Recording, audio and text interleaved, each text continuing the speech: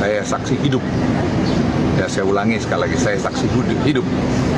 Dan sebagai tentara, saya tidak melihat ada pelanggaran-pelanggaran secara konstitusi yang dilakukan Presiden Joko Widodo waktu itu. Tidak saya lihat. Jadi siapapun yang bisa, saya bisa saksi. Saudara Gibran dari sejak muda dan bagaimana keteguhan hatinya, maka saya tidak setuju waktu sampaikan anak ingusan, karena orang tidak berhitung. Sama dengan Pak Jokowi waktu menjadi wali kota untuk jadi gubernur DKI. Sempat disampaikan dulu tidak asal susunya tidak tahu dari mana, Mas. Itu sebenarnya susunya yang dibagikan dari mana ya, Mas? Ya, asal susunya. Sebelumnya kan sempat disebutkan tidak tahu asal. Sama sekali tidak dari. Dah, ya.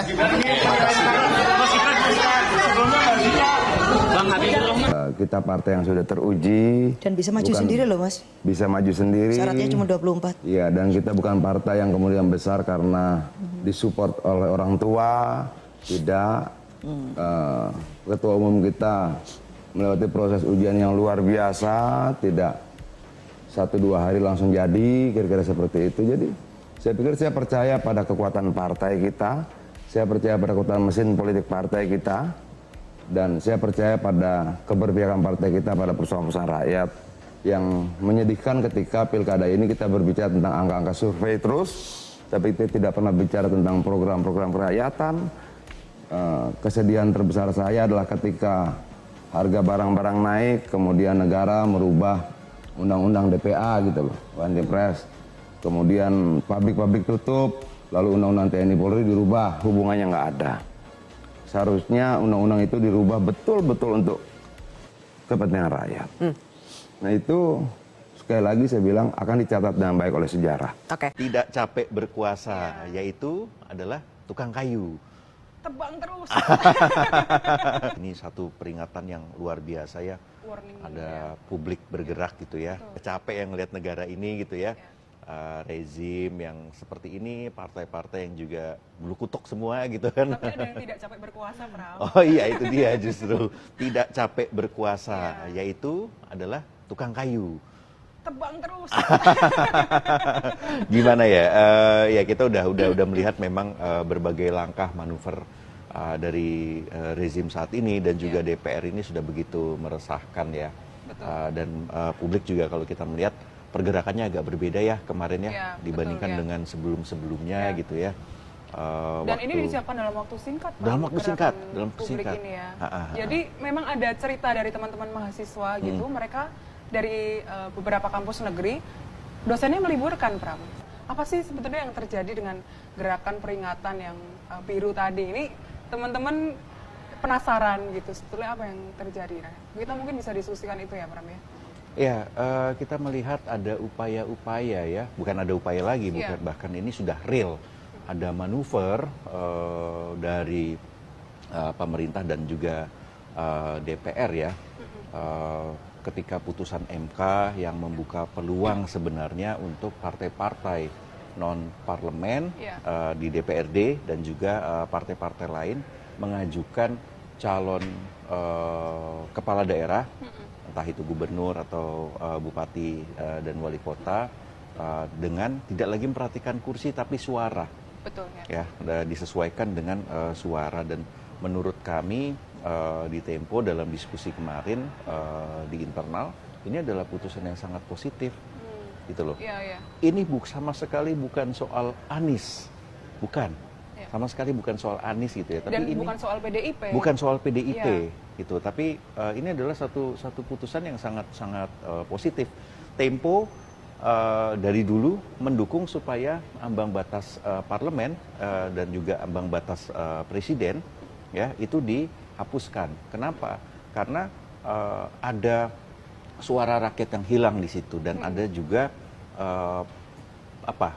aturan itu membuat kita kesulitan untuk memiliki calon presiden yang alternatif gitu ya, dan akhirnya hanya akan dikuasai oleh partai-partai punya besar, partai-partai besar dan punya logistik besar juga. Betul. Nah, dan itu kan sangat kita sayangkan ya, publik dan juga rakyat butuh sekali untuk mendapatkan pemimpin yang alternatif, yang mungkin punya kemampuan yang lebih dibandingkan dengan yang dicalonkan oleh partai politik. Tapi sebetulnya di putusan itu, itu untuk memberi konteks ya, bahwa di putusan MK itu bunyinya adalah partai politik bisa mencalonkan untuk daerah yang jumlah penduduknya 6-12 juta jiwa gitu ya, bisa mencalonkan dengan partai politik minimal suara itu 7,5% gitu, dengan bisa mencalonkan. Jadi partai-partai non parlemen maupun partai-partai parlemen akhirnya bisa mengusung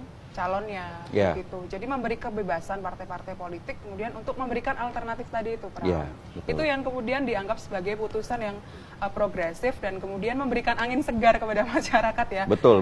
Di tengah pilkada yang sepertinya banyak tempat yang kotak kosong gitu. Ada di indikasi tengah calon pilkada yang diracuni oleh rezim yang berkuasa, gitu aja ya kan. Kita udahlah, kita nggak perlu menutup-nutupi lagi gitu. Ini sudah sangat kasat mata, telanjang gitu ya. Bahwa pilkada kita itu diatur semuanya gitu kan. Supaya ada kotak kosong, supaya kemudian calon kepala daerah yang maju itu ya pilihan dari istana, dan itu sudah berulang kali kita tulis ya di majalah Tempo maupun juga di edisi Bocor Halus sebelumnya gitu. Dan memang ini kemarin menimbulkan kemarahan publik karena setelah putusan MK itu keluar dan memberikan harapan, kemudian sama DPR, oleh DPR tuh langsung ditangkap gitu. Lu punya ceritanya, ya kan, setelah putusan MK itu keluar, ada perjumpaan di Koalisi Indonesia Maju. Ada semacam konsolidasi. Nah, gitu, gimana tuh ceritanya tuh? Jadi memang informasi yang kita peroleh ya di lapangan setelah putusan MK itu terbit gitu, memang banyak yang kecolongan, Pram. Banyak petinggi koalisi di Koalisi Indonesia Maju gitu ya, pendukung Prabowo dan Gibran yang kecolongan dengan putusan ini. Karena putusan ini kan sebetulnya dulunya diusulkan oleh, atau gugatan ini diajukan oleh Partai Gelora dan Partai Buruh. Partai Gelora adalah partai yang diampu oleh Fahri Hamzah yang ada di Koalisi Indonesia Maju. Nah, ada semacam percakapan yang menarik di grup Koalisi Indonesia Maju gitu. Seorang petinggi Gerindra itu marah-marah. Marah-marah ya? Iya, ini kok putusannya begini gitu. Terus bangga ya dengan gugatan ini ya. Gitu. Dia mempertanyakan pada pengurus Gelora ya. Pengurus Gelora. Ini percakapan di grup WhatsApp. Iya, gitu ya? Yang kita lihat. Ada 2 tangkapan layar gitu yang kita lihat. Dan itu kita dapat dari anggota grupnya. Iya, betul. Dan dikonfirmasi orang yang ada di petinggi partai gitu yang kemudian kita konfirmasi sana sini tentu saja ya. Gitu, dan setelah itu terus ada konsolidasi untuk bagaimana. Sebentar, itu percakapannya belum selesai. Si petinggi Gerindra ini marahnya luar biasa ya kabarnya ya, gitu loh. Sampai ada satu kata yang Sontoloyo. Lo yang bilang Pram ya?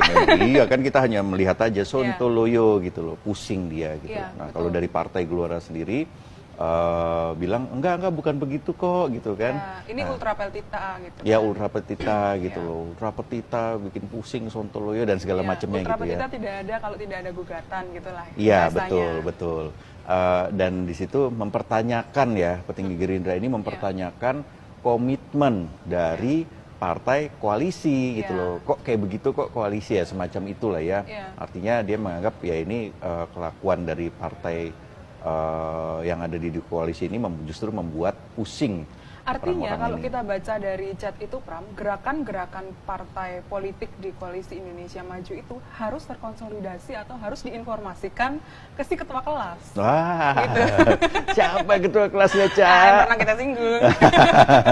Udah berulang kali ya kan. Gitu. Jadi mereka itu tidak bergerak mandiri sebagai partai politik. Termasuk untuk mengajukan gugatan pun harus terkonsolidasi atau terinformasikan gitu, atau harus diinformasikan begitu kan, berarti kan dengan bahasa-bahasa yang kita baca itu. Emangnya ada partai yang mandiri? Nggak ada sekarang. Nggak ada, ya kan, saat ini. You name it lah, mau partai apapun gitu ya, mulai dari nomor 1 gitu. Ya akhirnya mereka pun juga mendapatkan berbagai tekanan yang membuat tidak bisa bermanuver dengan leluasa. Nomor 2 udah ditebang, ya kan, dan ini benar-benar ditebang. Yang rimbun itu ya? Yang rimbun, ya kan. Ini yang kadang-kadang gue ngeliat lagi gitu ya, beberapa kali gue ngeliat gitu ya. Ini Erlangga gitu ya, udah dilengserkan, terus kemudian diundang untuk makan bersama gitu ya. Ke Itu IKN. ke IKN gitu. Terus juga kemudian diberikan penghargaan juga ya. Ya. Ada di istana juga, dan ini gila sih menurut gue gitu ya. Ya. Diperlakukan sampai seperti itu, sudah mau disembelih terus diajakin makan bareng Dan gitu. tidak ada kalimat keprihatinan yang muncul dari Presiden kepada Erlangga sampai hari ini, Pram. Betul. Iya. Iya. Meskipun mereka bertemu secara personal gitu ya, tidak ada satu kalimat pun yang kayak Pak Erlangga saya prihatin atau Pak Erlangga terima kasih atas kerjasamanya soal Golkar. Tidak ada disinggung satu pun soal Golkar. Kalau bahasa netizen, ini salah satu upaya Bapak mencarikan pekerjaan anaknya. Karena di putusan MK itu, Pram, juga bukan hanya soal bukan hanya soal partai politik yang akan mengusung calon, tapi juga soal batas usia juga Betul, masuk di situ gitu. Jadi ada putusan MK yang berbunyi atau inilah ya bertentangan gitu ya dengan putusan MA yang memberikan karpet merah untuk Kaesang ya, orang dengan usia 30 tahun saat pelantikan itu bisa maju sebagai calon gubernur Iya, gitu. Nah, iya, di iya. putusan MK itu bunyinya tidak begitu atau berkebalikan dengan itu. Dengan Artinya MA, ya. dengan putusan MK Kaesang tidak bisa maju seharusnya gitu kan. Nah, ini yang juga dua poin ini yang kemudian menjadi keributan gitu. Dan kemudian jadi pembahasan di DPR itu dua pasal ini yang kemudian atau dua klausul Di Koalisi ini. Indonesia Maju dulu, Iya. terus kemudian langsung dibawa ke DPR ya. Ya, ke balik DPR kemarin. Halo teman-teman, berjumpa bersama saya di Politik Dangi ya. Kalau kita melihat bagaimana Luhut Binsar Panjaitan ya, seorang yang sangat fenomenal di negara kita teman-teman ya, selalu membela Jokowi dan keluarganya dengan memuja-memuji ya.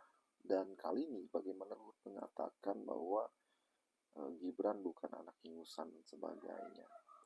Ya, kalau kita lihat bagaimana instannya karir politik daripada Gibran ya, itu berkat dari bapaknya, yaitu Joko Widodo, Presiden ke-7, hingga menjadi Wakil Presiden Prabowo saat ini. Bagaimana menurut kalian?